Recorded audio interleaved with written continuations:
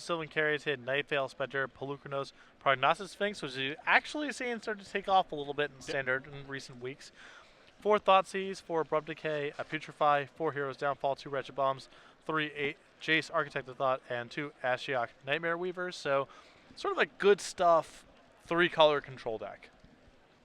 As far as the red-white devotion deck here that Merced is playing, nothing particularly out of the ordinary here. He does have 4 main deck Rakdos Cacklers, where a lot of people have decided to ignore playing 1-drops in this particular deck because, this isn't a blitz red deck. It's much more mid-rangey, control-y, can do some explosive things.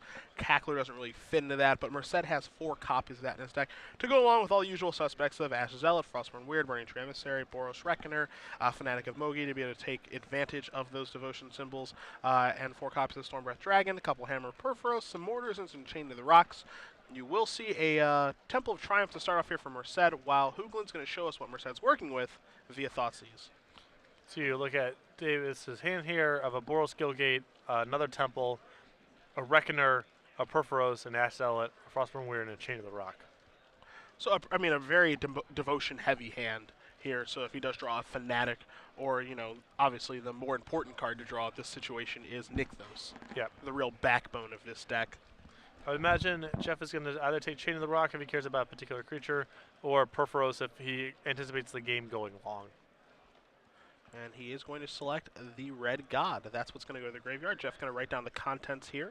You guys see them at home, and Merced's going to untap that Temple, take a draw, and there is a basic mountain. So his land comes right off the top. There's an Ash Zealot that's going to come into play, attacking Jeff down to 16. So I'm interested to see how Jeff's deck is going to do against a devotion-based strategy like this one.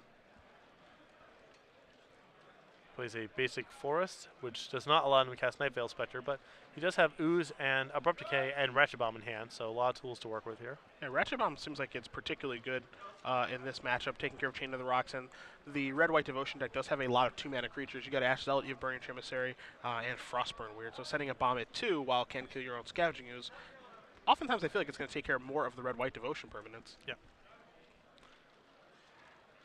This is going to be a Chain to the Rocks, taking care of the Scavenging Ooze. Attack for 2. Going to put Hoogland down to 14.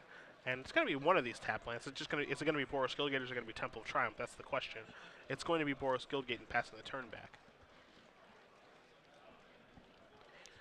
I'm curious to know what the decision point is. I guess if he's in a place, if Davis is in a place right now where he's happy to draw a land or a spell, doesn't make much sense to scry, you can save the scry land for later. Sure.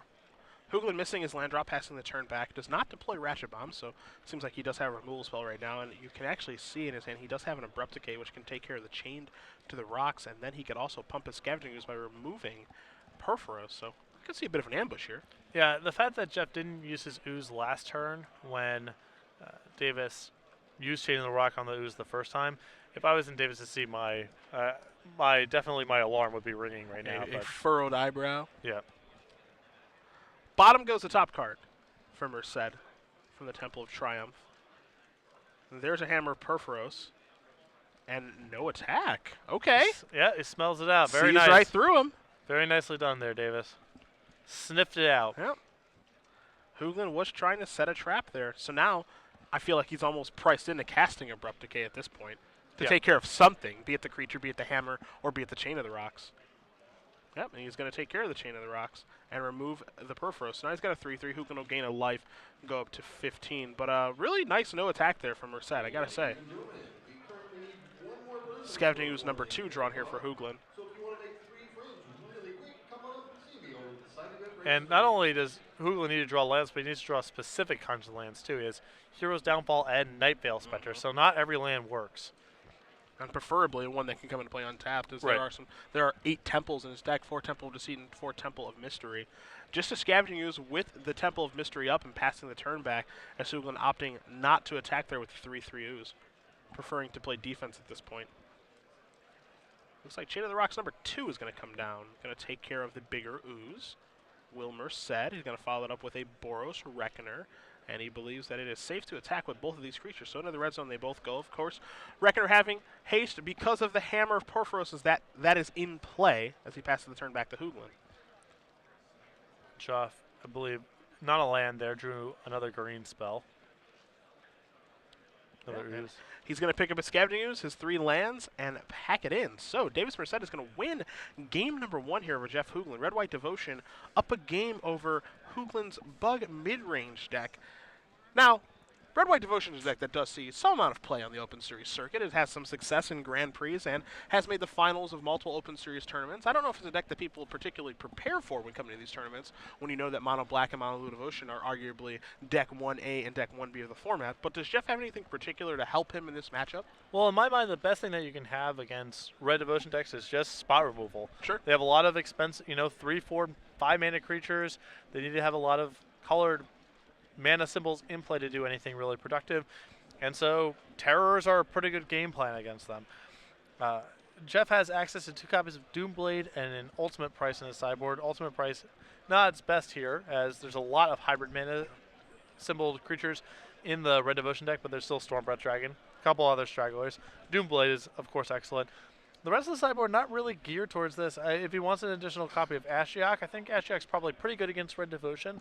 A lot of 2 and 3 mana creatures that you can play off of the after you plus it for the first time. Maybe he goes there, but otherwise I would just want his additional spot removal in 2 Doomblades and an ultimate price. Taking a look at Merced's sideboard here, again, nothing really out of the ordinary. Pretty stock deck at this point, and the thing with the Devotion decks, of course, is that there's not a lot of wiggle room as far as deck construction is concerned. You're going to find 2 Mizium Mortars in the sideboard to go along with the 2 in his main deck, a Singleton Chandra Pyromaster, a Lost Breath, 3 copies of Boros Charm, an additional 2 copies of Chain of the Rocks to go with his 2 in the main deck, 2 Assemble the Legion, and then 4 copies of Fire Drinker Satyr.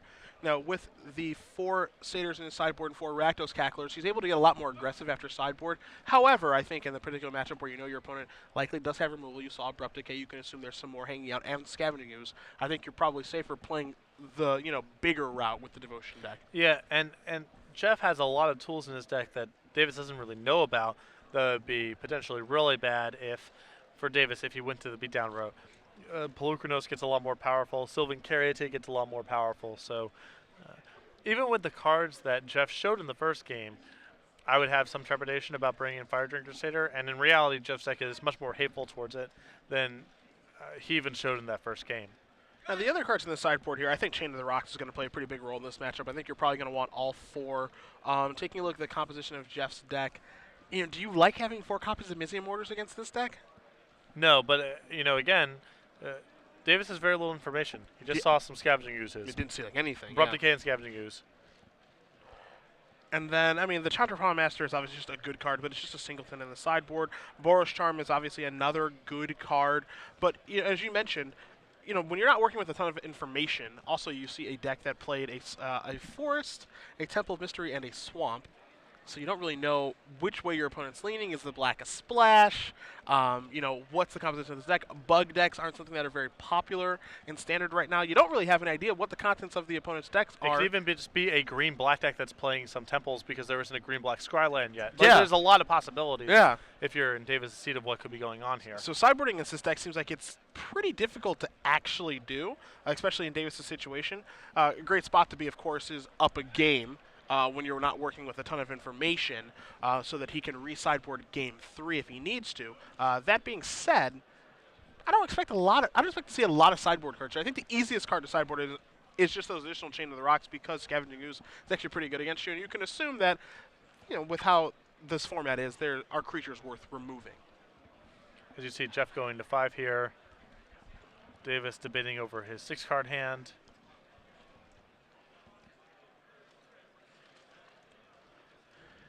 Jeff not thrilled with how this one's going. Nope. Understandably so. Certainly not a great start for him in that first game. Yeah.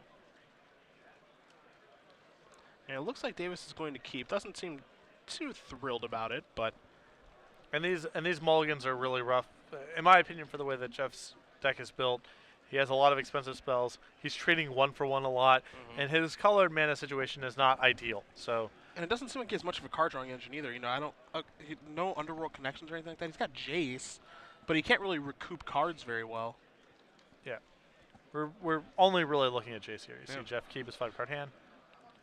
There's a Temple of Deceit to start things off for Hoogland. Merced.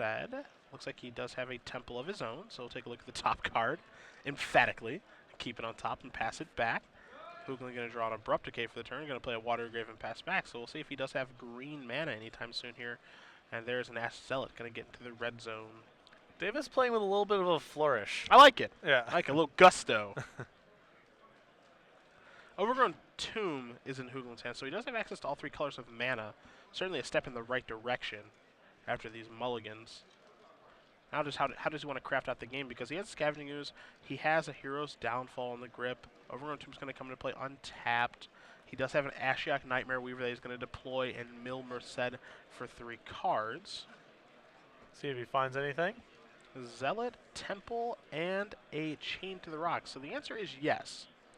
Ash Zealot, not a bad one to find either. Something that he can play next turn, even if Davis decides to attack Ashiok with his Ash Zealot. Ashiok's interesting, right? Where the way that this card has been approached by Magic players has been incredibly interesting, where this card was initially spoiled and everyone said this is one of the worst Planeswalkers of all time, what were you guys thinking? And then after that, when people actually played with it, they said, wow, this card is incredible, what were you guys thinking? And now it's just gone again. Right. So, what's the truth about this card? I think it's somewhere in the middle, as it's going to put Ash Zealot into play, but it's certainly a card that can get Jeff back into this game. Yeah, now he can use a removal spell on the Frostborn Weird, trade, plus his Ashiok again, potentially. I mean,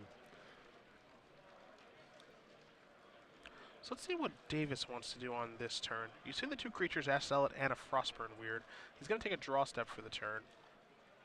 He does have a Chain of the Rocks and a Mizzy Mortars in his hand, so he certainly did leave in some amount of removal. It looks like he drew a Nykthos for the turn. Yeah, so we could be looking at potentially the start of some explosive action here. We could have some real fun. I like fun. Fun is fun. I like fun a lot. I'm not opposed. Yeah. We have a quick judge question here. Merced's gone. He's out of here. Just leaving. How dead is my opponent if I play Nykthos? Judge, very. I would imagine this rules question is, what happens if I chain to the rock the opposing Ash Zealot and then the chain of the rock is destroyed? Does Jeff get the Ash Zealot or do I? You have a better read on the question than I do. That's my guess. That's your my guess. guess on the question. That's a good question. That's a good question. I like playing the game of what is he guessing right now. Sure, sure. So we will see exactly what Merced is looking to do on this turn. But again, if you guys are just joining us, Cedric Phillips, Patrick Sullivan, Star City Games Open Series here in Indianapolis. Again, we'll be checking your tweets all weekend long. Part of the reason that Jeff Hoogland is on camera right now, not just to a record, but he's got an innovative deck that you guys wanted to see. Via Twitter at SCG Live, SCGINDY is how we're able to make sure that we knew that. So make sure you guys are tweeting at us all weekend long so we can interact with you. As we do bring Davis back to the table here, his judge question has been resolved rather quickly. And we'll see what he wants to do besides playing Nykthos, which was the easy part. Yeah. Now we'll see. Looks like Hoogland has a hand of 2 removal spells and an ooze. Looks like we're going to get a Nykthos activation. So we have 4 mana right now.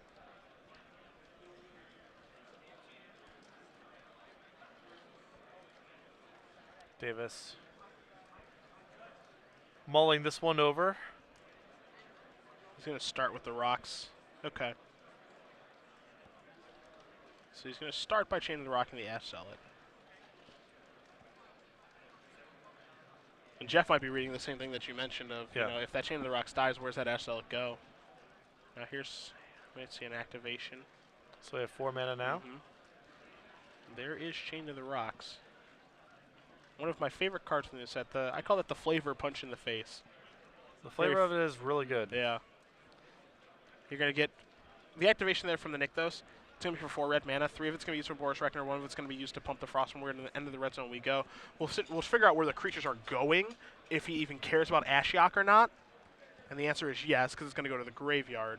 And we'll get our life totals updated after the dust is settled here, as the Hero's Downfall is going to take care of the Minotaur Wizard.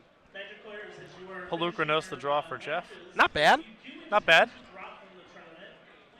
Both creatures did go towards Ashiok, so you're not going to see any life change. Pelucranos is going to come down here for Hoogland as his best thing to do for the turn. And oddly enough, it's actually a pretty good thing to do for this particular turn. Pretty nice roadblock here now that a Chain of the Rocks is gone on Merced's side.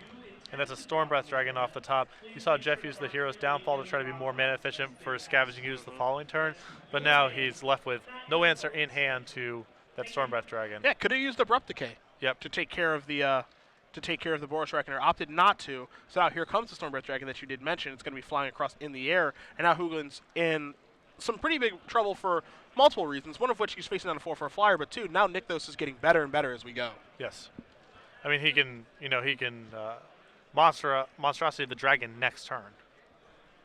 Temple going to come into play. Put the top card on the bottom there for Hoogland. Again, Hoogland's hand right now is a Scavenging Ooze and an Abrupt Decay. Two cards that are not going to play a huge role in this particular game, and Pelucranos, as good as the monstrosity ability can be on that card, can't shoot down that dragon for a long time. And when Hoogland used Hero's Downfall, I thought he made the correct play because it looked like they were playing this kind of beatdown game where mana efficiency mattered. We really wanted to get that ooze turn on, but his draw step of Pelucranos and then Davis's draw of Stormbreath Dragon really changed the texture of the game. And now Jeff here with the wrong answer to the wrong threat. Yep.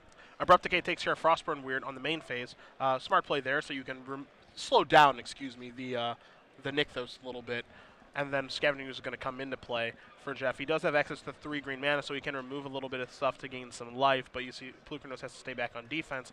Nykthos activation is going to be for 4. This is 5. It's another dragon off of the top, I believe. Yes, it is. An attack here for 8 in the air. Really good running dragons there. It's no Thundermaw, but it'll do just fine. As it's close enough. As Hoogland is going to draw his card for the turn, and he's going to pick up his 7 permanents and concede the game and the match. Davis Merced with Red-White Devotion is going to defeat Jeff Hoogland in his Bug Midrange decks 2